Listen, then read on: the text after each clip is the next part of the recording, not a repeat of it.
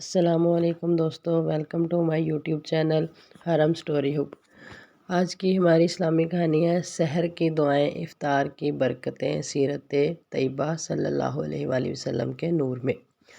اگر آپ لوگوں کو آج کی میری یہ کہانی پسند آئے تو میرے چینل کو لائک کریں، شیئر کریں اور زیادہ سے زیادہ سبسکرائب کریں اور اپنے دوستوں کے ساتھ زیادہ سے زیادہ شیئر کریں۔ اگر میری کہانی میں کوئی بھی مسٹیک ہو، کوئی بھی غلطی ہو تو آپ لوگ کمنٹس کر کے مجھے بتا سکتے ہیں تاکہ میں آئندہ آنے والی سٹوریز میں اس کو صحیح کر سکوں، کیونکہ یہ نیو چینل ہے اس لیے کوئی مسٹیک ہو جاتی ہے۔ کوشش کرتے ہیں کہ کوئی نہ ہو۔ اسی کے ساتھ ہم اپنے ناول کو شروع کرتے ہیں۔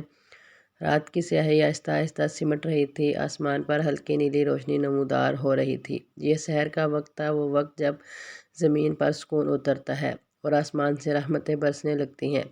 رمضان المبارک کی پہلی سحری تھی، ہر گھر میں چراغ جل رہے تھے، لیکن مدینہ منورہ کی ایک چھوٹی سی کچی دیواروں والی حجرہ میں جو نور تھا وہ دنیا کے کسی محل میں نہ تھا۔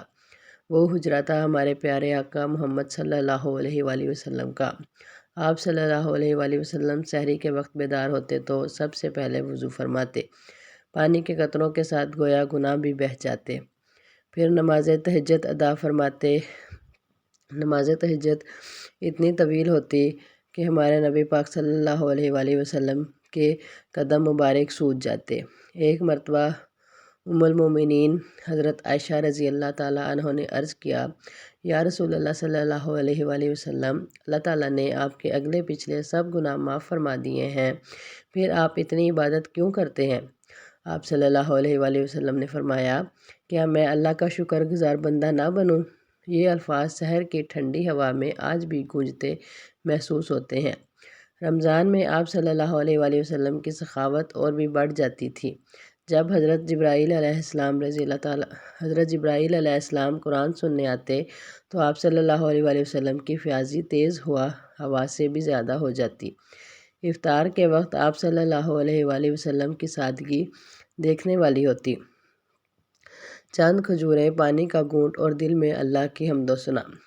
آپ صلی اللہ علیہ وآلہ وسلم دعا کرتے، اے اللہ، میں نے تیرے لیے روزہ رکھا، تجھ پر ایمان لایا اور تیرے رزق سے افطار کیا۔ وہ افطار صرف کھانے کا نام نہ تھا، وہ اللہ تعالیٰ سے تعلق کی تجدید تھی۔ رمضان میں آپ صلی اللہ علیہ وآلہ وسلم کا چہرہ اور زیادہ روشن ہو جاتا تھا۔ اخلاق پہلے ہی کامل تھے مگر اس مہینے میں رحمت کا سمندر اور بھی معجزن ہو جاتا۔ مدینہ کی گلیوں میں اگر کوئی یتیم مل جاتا تو آپ صلی اللہ علیہ وآلہ وسلم اسے اپنے سینے سے لگا لیتے۔ اگر کوئی محتاج ہوتا تو خالی ہاتھ نہ لوٹتا۔ اگر کوئی خطا کار ہوتا تو اسے امید ملتی، مایوسی نہیں۔ ہمارے نبی صلی اللہ علیہ وآلہ وسلم ہر کسی کے ساتھ محبت اور شفقت سے پیش آتے۔ یہی تو رمضان تھا، رحمت، مغفرت اور نجات کا مہینہ۔ سحر کی خاموشی میں آپ صلی اللہ علیہ وآلہ وسلم کی آنکھوں سے آنسو بہتے، ہمیں یہ سبق دیتے کہ عبادت صرف رسم نہیں، محبت ہے، اور افطار کی گھڑی میں آپ صلی اللہ علیہ وآلہ وسلم کا شکر ہمیں سکھاتا ہے کہ نعمت چھوٹی ہو یا بڑی، اصل برکت تو دل کے یقین میں ہے۔ رمضان میں آپ صلی اللہ علیہ وآلہ وسلم کی سخاوت سمندر سے زیادہ وسیع ہو جاتی۔ جب حضرت جبرائیل علیہ السلام قرآن سننے آتے تو آپ صلی اللہ علیہ وسلم کی فیاضی تیز ہوا سے بڑھ جاتی۔ کوئی سوالی در پر آتا تو خالی نہ جاتا، کوئی یتیم ملتا تو اسے سینے سے لگا لیتے۔ ایک صحابی نے حضرت عرض کیا کہ یا رسول اللہ صلی اللہ علیہ وآلہ وسلم، آپ سب کچھ دے دیتے ہیں، اپنے لیے کیا رکھتے ہیں؟ آپ صلی اللہ علیہ وآلہ وسلم مسکرا کر فرماتے کہ میرا رب کافی ہے۔ رمضان میں آپ صلی اللہ علیہ وآلہ وسلم کا چہرہ اور زیادہ روشن ہو جاتا، گویا نور پر نور اتر آیا ہو۔ اس مہینے میں قرآن پاک کا نزول ہوا اور آپ صلی اللہ علیہ وآلہ وسلم خود چلتا پھرتا قرآن تھے۔ آپ کی ہر ادا میں آیتوں کی جھلک دکھائی دیتی تھی۔ افطار کا وقت قریب آتا تو مدینہ کی گلیوں میں خاموشی چھا جاتی، سب کی نظریں سورج کے غروب ہونے پر ہوتی۔ آپ صلی اللہ علیہ وآلہ وسلم افطار میں جلدی فرماتے اور دعا پڑھتے، اے اللہ، میں نے تیرے لیے روزہ رکھا اور تیرے رزق سے افطار کیا۔ چند کھجوریں، پانی کا گھونٹ اور سجدہ شکر۔ یہ سادگی امت کے لیے سبق تھی کہ برکت کھانے کی کثرت میں نہیں بلکہ نیت کی پاکیزگی میں ہے۔ افطار کے بعد آپ صلی اللہ علیہ وآلہ وسلم مسجد نبوی میں نماز ادا کرتے اور پھر لوگوں کی خیریت دریافت فرماتے۔ اگر کسی کے گھر میں افطار نہ ہوتا تو آپ صلی اللہ علیہ وآلہ وسلم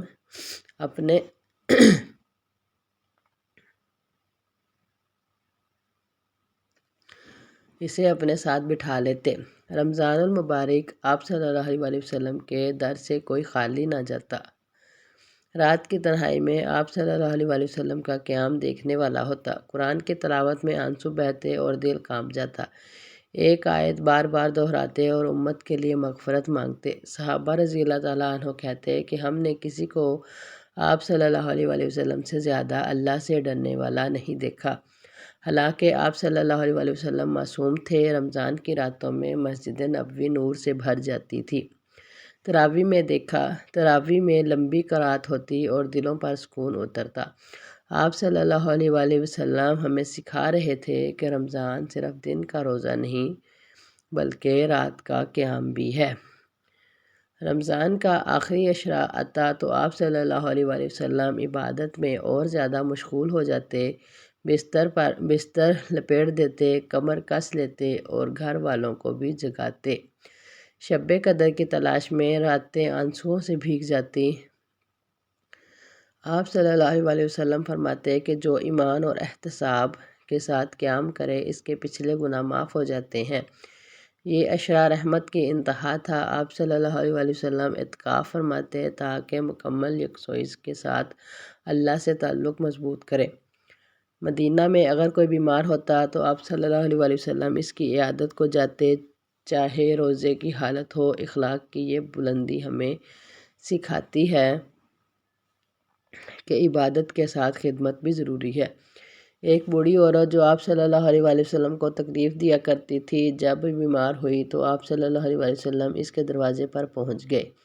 وہ حیران رہ گئی۔ یہی تو رمضان کا پیغام، معافی، درگزر اور محبت۔ قرآن رمضان میں نازل ہوا اور آپ صلی اللہ علیہ وآلہ وسلم اس کے صبر سے بڑے معلم تھے۔ مسجد نبوی میں حلقہ لگتا، صحابہ رضی اللہ تعالیٰ عنہ بیٹھتے اور آپ صلی اللہ علیہ وآلہ وسلم آیات کی تفسیر بیان فرماتے۔ ہر لفظ دل میں اتر جاتا۔ رمضان میں قرآن سے تعلق بڑھانا آپ صلی اللہ علیہ وآلہ وسلم کی سنت تھی۔ آپ صلی اللہ علیہ وآلہ وسلم کا اخلاق قرآن تھا، جیسا کہ ام المومنین حضرت عائشہ رضی اللہ تعالیٰ عنہ نے فرمایا، گویا جو آپ صلی اللہ علیہ وآلہ وسلم کو دیکھتا وہ قرآن کو چلتا پھرتا دیکھتا۔ رمضان صبر کا مہینہ ہے اور آپ صلی اللہ علیہ وآلہ وسلم صبر کی اعلیٰ مثال تھے۔ غزوات کے سخت حالات ہوں یا فاقے کے دن، آپ صلی اللہ علیہ وآلہ وسلم کے لبوں پر شکوہ نہ آیا۔ پیٹ پر پتھر باندھ لیتے مگر امت کے لیے دعا نہ چھوڑتے۔ آپ صلی اللہ علیہ وآلہ وسلم نے سکھایا کہ روزہ ڈھال ہے، یہ انسان کو گناہوں سے بچاتا ہے۔ اگر کوئی لڑے تو کہہ دو میں روزے سے ہوں۔ رمضان المبارک کے آخری دنوں میں آپ صلی اللہ علیہ وآلہ وسلم کی آنکھوں میں ایک عجیب سی نمی ہوتی، گویا یہ مہینہ رخصت ہو رہا ہو اور دل اسے روکنا چاہتا ہو۔ عید کی خوشی بھی ہوتی مگر عبادت کی لذت، جدا ہونے کا احساس بھی۔ آپ صلی اللہ علیہ وآلہ وسلم صدقہ فطر ادا کرنے کا حکم دیتے تاکہ غریب بھی عید کی خوشیوں میں شامل ہو سکیں۔ یہ تھا اسلام کا حسن، کسی کو پیچھے نہ چھوڑنا۔ چاند رات آ گئی، مدینہ کی فضائیں تکبیر سے گونج اٹھیں۔ آپ صلی اللہ علیہ وآلہ وسلم عید کی نماز کے لیے تشریف لے گئے۔ چہرہ مبارک خوشی سے دھمک رہا تھا۔ رمضان ہمیں سکھا گیا کہ سحر کی دعائیں قبول ہوتی ہیں اور افطار کی گھڑیاں برکتوں سے بھری ہوتی ہیں۔ آپ صلی اللہ علیہ وآلہ وسلم کی زندگی ہمیں بتاتی ہے کہ اصل کامیابی اللہ تعالیٰ کی رضا میں ہے۔ ہمیں اللہ تعالیٰ کو ہر حال میں راضی کرنا چاہیے۔ اگر ہم رمضان کو آپ صلی اللہ علیہ وآلہ وسلم کی سنت کے مطابق گزار لیں تو ہماری زندگی بھی نور سے بھر سکتی ہے۔ یہ مہینہ جاتا ضرور ہے مگر اپنے پیچھے ہدایات کی روشنی چھوڑ جاتا ہے، بے شک۔ اور اسی کے ساتھ ہم اپنی آج کی کہانی کو ختم کرتے ہیں۔ اگر میری یہ کہانی آپ لوگوں کو پسند آئی ہو تو اس کو لائک کریں، شیئر کریں اور زیادہ سے زیادہ سبسکرائب کریں اور ایک اچھا سا کمنٹس کریں حوصلہ افزائی کے لیے۔ ابھی رمضان المبارک ہے، اس وجہ سے ہم اسلامی منی ناول لے کے آ رہے ہیں۔ آہستہ آہستہ جیسے رمضان گزر جائے گا تو ہم دوسرے ناول لے کے آئیں گے، جس میں مطلب رومانٹک بھی ہو سکتے ہیں، ہارر بھی ہو سکتے ہیں، بچوں والی سٹوریز بھی ہو سکتی ہیں۔ تو اس سب کے لیے آپ لوگ زیادہ سے زیادہ ہمارے چینل کو آگے سے آگے شیئر کریں تاکہ ہم اپنے چینل کو گرو کی طرف لے کے جا سکیں۔ آپ لوگ پلیز میرے چینل کے ساتھ جڑے رہیں اور میری سٹوریوں کو زیادہ سے زیادہ پسند کریں تاکہ میں اس طرح کی اور زیادہ سٹوریز آپ کے لیے لے کے آ سکوں۔